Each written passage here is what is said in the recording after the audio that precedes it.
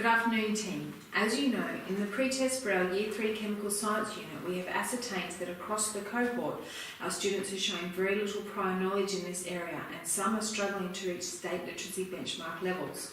We're here to consider potential strategies that we can utilise within our inquiry-based unit to support literacy development.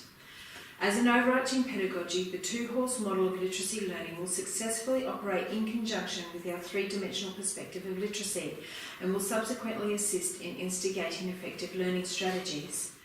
From the operational dimension, it will build vocabulary and genre skills through the construction and deconstruction of both elements as per our teaching and learning cycle.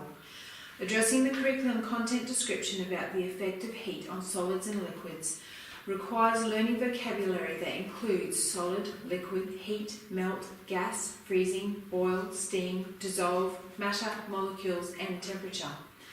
Tiered vocabulary method and building curriculum word walls will assist in comprehension.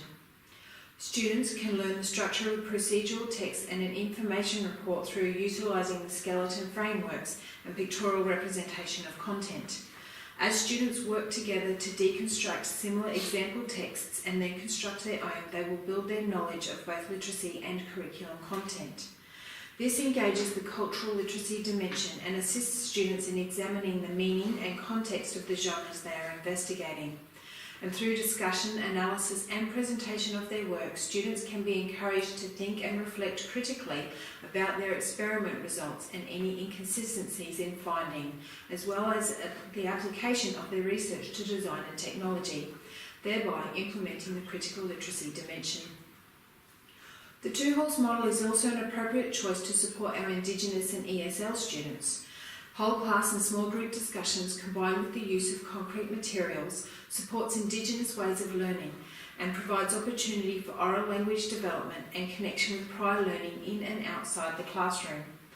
Furthermore, employing the skeleton frameworks for written assessment allows visual learners to connect more effectively with the genre of the required texts.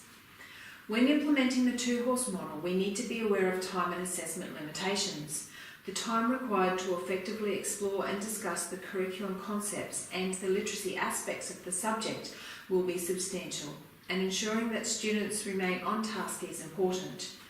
Assessment of discussion outcomes and the individual literacy development can also be difficult to monitor, and we need to ensure that we do not lose sight of the science content in our focus on literacy, but rather demonstrate to students how the literacy concepts are applicable across all subject areas.